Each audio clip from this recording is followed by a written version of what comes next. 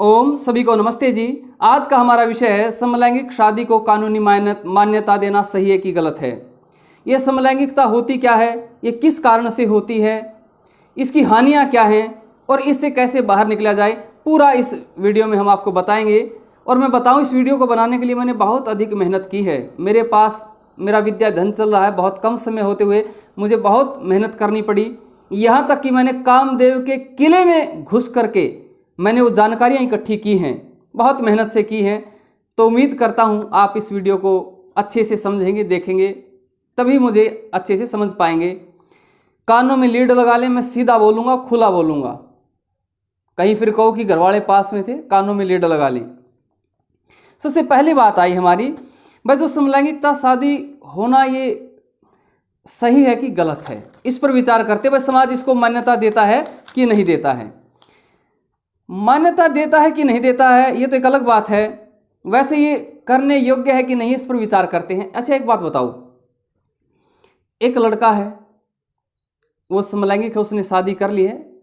अब वो एक महिला कोच डिब्बे में जाता, मेट्रो के महिला कोच डिब्बे में, और जाकर के कहता है कि मैं तो अंदर से तो मैं लड़की ही हूँ, बाहर से मैं सिर्फ लड़का हूँ। क्या महिलाएं उसे अंदर घुसने देंगी? क्या उसे ये मान्यता दे दी जाएगी, हाँ आप महिला हैं, आप अंदर आ जाइए? और आगे देखिए, दो लंबी लाइनें लगी हुई हैं, ठीक है, एक लाइन पुरुषों की, एक लाइन महिलाओं की है, और कोई टिकट आदि खरीदी जा रही है, महिलाओं की लाइन छोटी है। और कोई समलैंगिक जो कहे जी मैं अंदर से तो महिला हूँ, बाहर से सिर्फ देखने में पुरुष हूँ, मैं भी इस लाइन में आकर के टिकट ले लूँगा क्योंकि यहाँ पर संख्या कम है महिलाओं की। तो क्या उसे उधर खड़ा होने दिया जाएगा? क्या ऐसी मान्यता मिलेगी? और आगे देखिए, जब विवाह होता है, जब घर में लड़का का विवाह होता तो घर में कितने चाव चढ़ते हैं, हमारे बहू आएगी।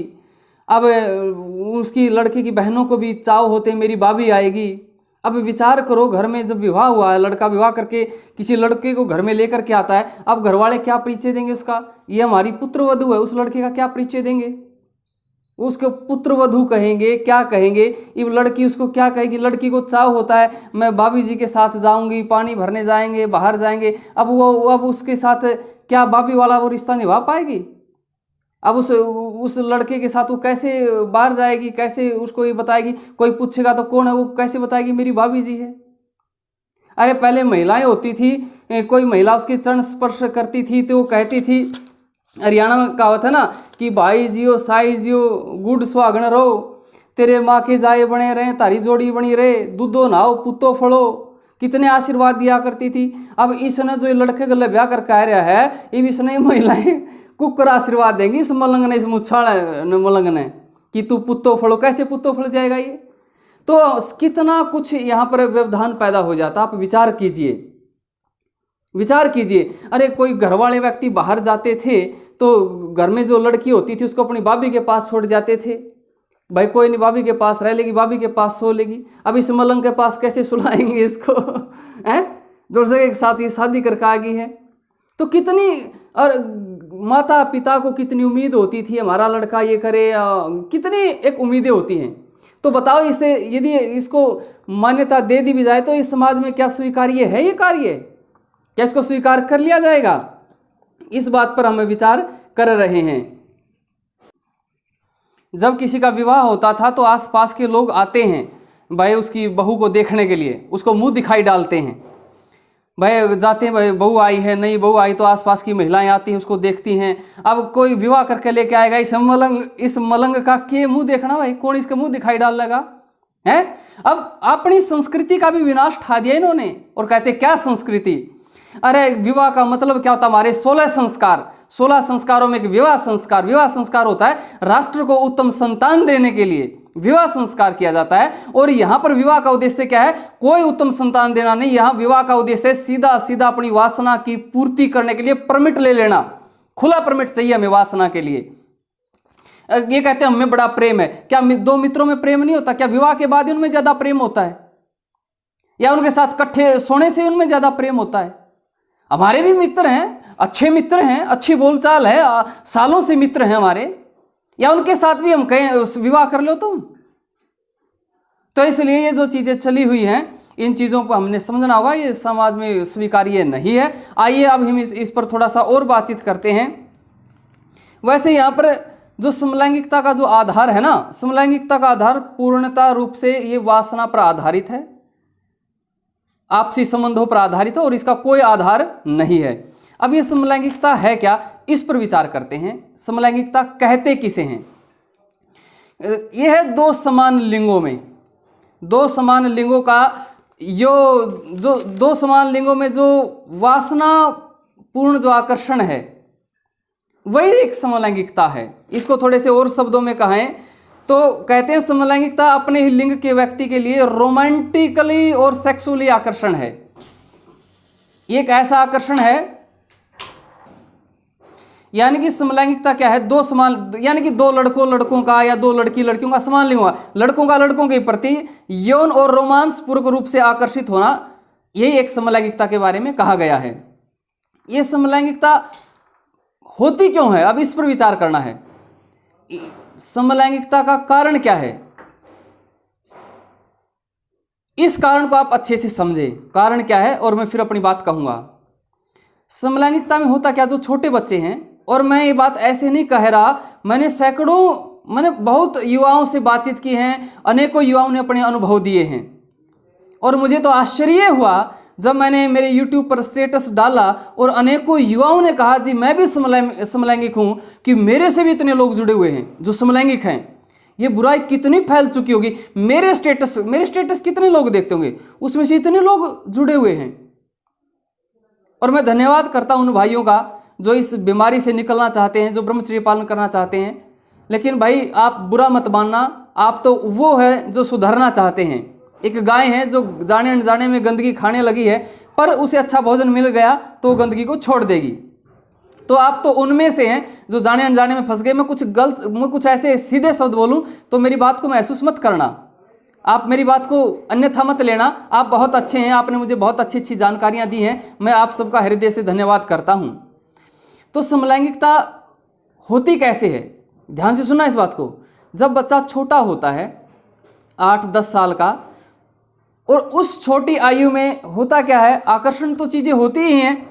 जब उसका कोई विपरीत लिंग नहीं मिलता है, तो बचपन में ब्रह्मचर्य की शिक्षा ना मिलने के कारण उसका विपरीत लिंग से संपर्क नहीं हो पाता है, और वो अपने ही लिंग के प्रति संपर्क कर लेता है, लड़का लड़के से ही संपर्क कर लेता है, और ऐसे संपर्क करने पर लड़का ही लड़के के साथ संबंध बनाने लगता है।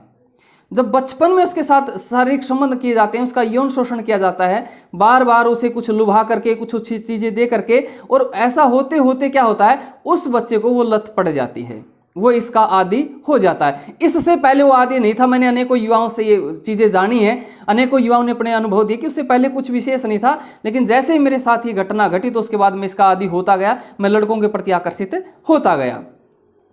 तो ये समलैंगिकता किसका परिणाम है, ये बचपन में बालक के यौन शोषण का परिणाम एक समलैंगिकता है। जो लोग कहते हैं ये अनुवांशिक है, ये जन्मजात है, ये ऐसे है, ये वैसे, वो सब गलत है। इसके पीछे कोई उनकी सटीक प्रमाण नहीं है, मैं और भी चीजें आपको बताऊंगा। तो बचपन में बच्चा इन गलतियों में फंस करके इस आदत का शिकार हो जाता है। अब बात आई, अब वो इस चीज का शिकार हो गया है। अब हमारा शरीर क्या है, हमारा शरीर एक ऐसा है, वो इस चीज को, जो लोग कहते हैं ना ये अनुवांशिक कुछ नहीं है, जन्मजात कुछ नहीं है। क्या है इसके प्रमाण, क्या है, मैं आपको बताता हूं। एक लड़का है ऐसा जो बचपन में एक कटड़ी के साथ, जैसे भैंस की कटड़ी होती है ना, उसके साथ संबंध बनाना शुरू कर देता है। अब उसका किसी लड़के के प्रति कोई आकर्षण नहीं, उसका किसी महिला के प्रति कोई आकर्षण नहीं, बस उसके अंदर जैसी वासना उठती जाता है और अपनी कटड़ी का हाथ मारता है और उसके ऊपर वो चढ़ जाता है, बस उसका कटड़ी तक संबंध है।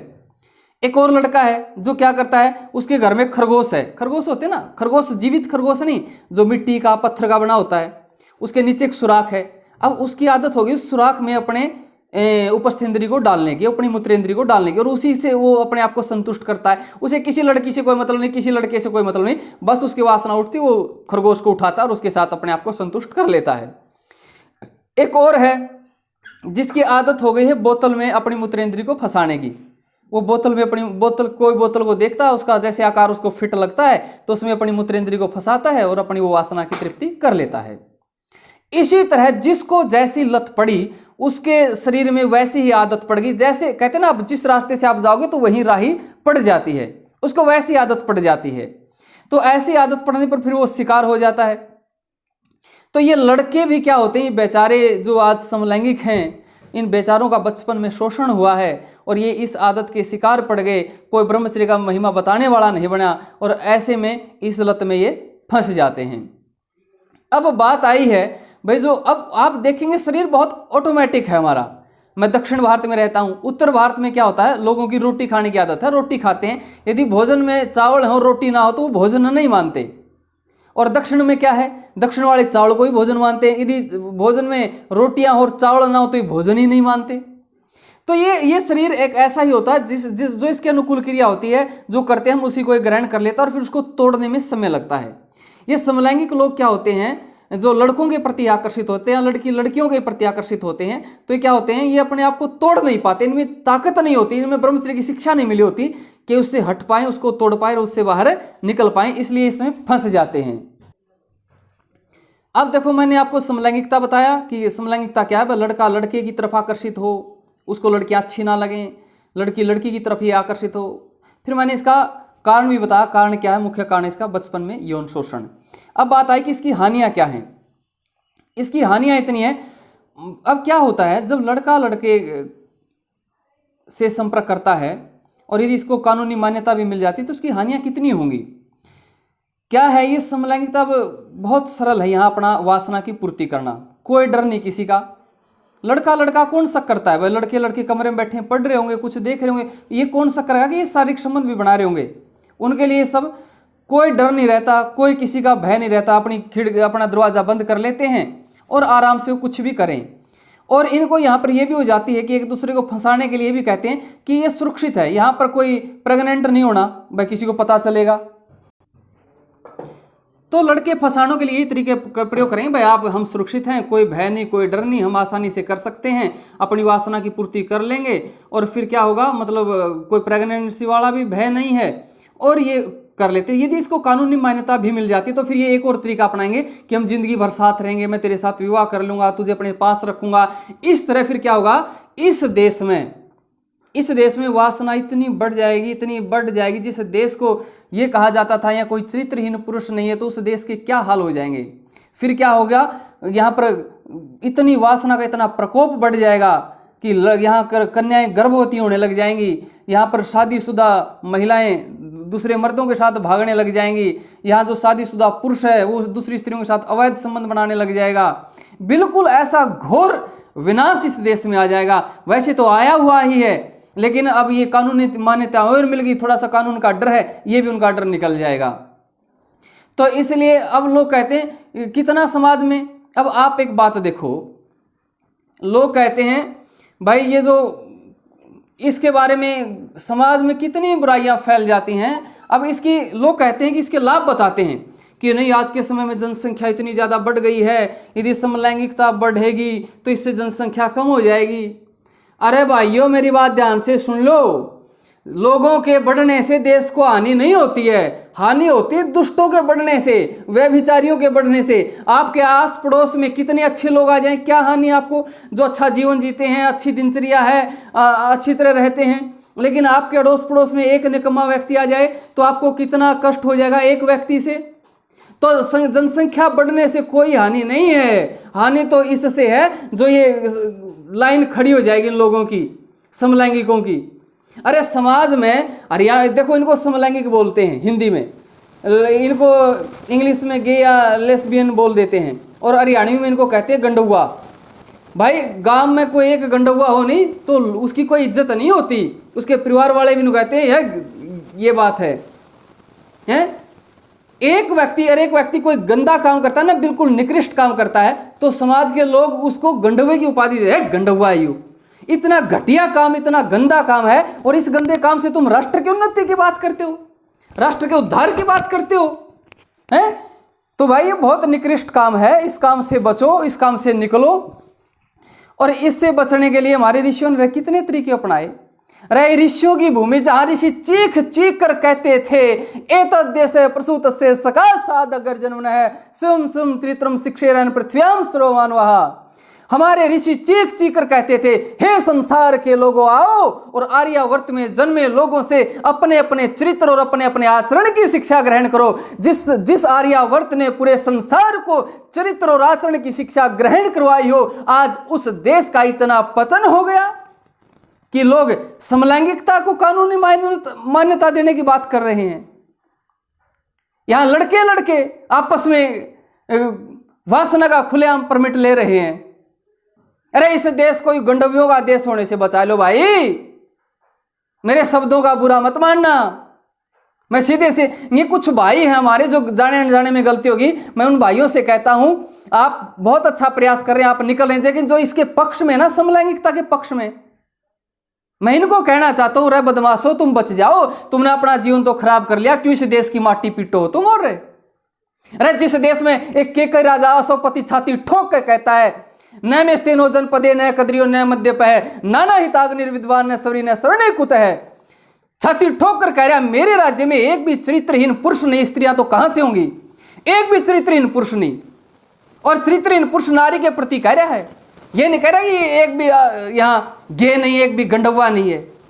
इतना नाश करोगे इस देश का तुम, और ये दूसरे भी लग रहे हैं साथ में।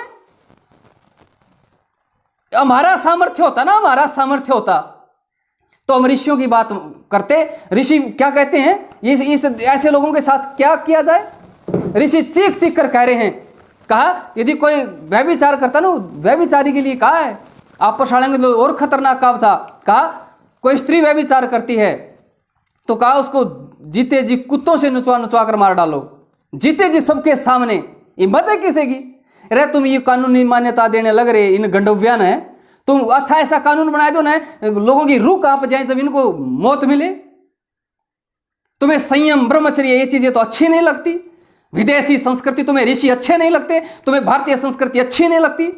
अपने बच्चों ने बना लोगे तुम समलैंगिक है, जा बेटा तू अब क्यों मेरे मुंह से कहलवाओ, अच्छी भुंडी बात है। ऋषि चीख चीख कर कह रहे, कोई लड़का गंदे काम करता है तो पुमान समदायेत पापम शयने तप्ताशे, ऐसे कहता है लोहे के पिलंग को गर्म करो, उस पर लेटाओ, सबके बीच में मारो उसे, रूह कांप जाए करने वाले की दोबारा। सबसे खतरनाक सजा चरित्रहीनों के लिए लिखी है ऋषियों ने। चरित्रहीनता देश के लिए सबसे बड़ा खतरा है। अरे देश भक्तों, राष्ट्र भक्तों, समझाओ इन लोगों ने, बचाओ इन लोगों को। अरे ये बच्चों का शोषण हो रहा है, तुम सोचते हो मेरे घर में लड़की बाहर जाती तो मेरी लड़की सुरक्षित नहीं है, तुम्हें डर लगता है वो सुरक्षित घर लौटेगी या नहीं लौटेगी। मैं कहता हूं खतरा बच्चों को भी, लड़कों को भी खतरा हो गया। अब मैं बुधवार को वीडियो डालूंगा, आप जो चाहते हैं ना हमारा बेटा बाहर पढ़ने के लिए भेजता हूं मैं मेरे बेटे को, जो ये 10 12 8 10 साल के बच्चों को तुम बाहर भेजते हो, उस पर भी मैं वीडियो डालूंगा। तो भाई माफ करना, मैं थोड़ा सा तीखा बोल देता हूं, क्या करूं। ये तड़प है ना राष्ट्रभक्ति की, ये ऋषियों की, ये हमें रोक नहीं पाती। मेरा पढ़ाई का समय चला हुआ है, मेरे पास पढ़ाई के लिए मुझे समय निकालना पड़ता। मैं कल से इस चीज़ पर लगा हुआ, क्या करूं। जब देखा मैंने एक न्यूज़ चैनल पर, ये मेरे बस अंदर से खोल गया, मैं रुका नहीं गया मेरे से। क्या करें भाई। अरे एक लड़की लिखती है, कहता है ये जो इसके खिलाफ बोलते हैं ना समलैंगिकता के, ये खुद समलैंगिक रहे हैं। मैं कहता हूं छोरी ध्यान से सुन ले, जो तू कहना ही बोलने वाले खुद समलैंगिक हैं, प्योर ब्रह्मचारी हैं, परमात्मा की कृपा से ब्रह्मचारी, छाती ठोक के कमे। अरे ऋषियों की भूमि है, अग्निदेव जैसे हजारों ब्रह्मचारी, इस देश में लाखों ब्रह्मचारी होंगे। कुछ ऐसे हैं जो परमात्मा की कृपा से बचपन से कुछ प्रयासरत हैं। अरे तुमने सारे ये आयास दिखते हैं। कभी ऋषियों का चश्मा लगा के देखो तुम ऋषियों का, तुम्हें पता चलेगा इस देश की संस्कृति कितनी ऊंची है, कितनी हमारी ऊंची संस्कृति रही है। पूरे देश को शिक्षा देने वाले आज इस देश में ये समलैंगिक हो गए हैं।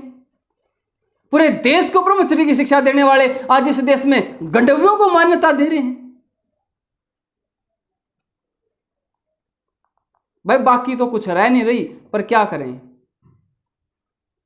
बाकी मैं तो निवेदन कर सकूं हूं। अरे भाई अपने बच्चों ने बचा लो, अपने छोटे बच्चों ने भी कैसे बचाने अगली वीडियो में बताऊंगा। और जो भाई जाने अनजाने में इस गलती के शिकार हो गए, जो भाई हमसे जुड़ रहे हैं, ब्रह्मचर्य की वीडियो देखे हैं, भाई तुम बहुत अच्छे हो, ब्रह्मचर्य के लिए प्रयास कर रहे हो, तुम्हारा बचपन में शोषण हो गया, कोई बात नहीं, जिंदगी को नए सिरे तो शुरुआत करो। और ये जो ऐसे शब्द मैंने तुम्हारे लिए प्रयोग नहीं किए हैं, ये उन नकमों के लिए प्रयोग किए हैं जो अब भी नहीं सुधर पा रहे हैं।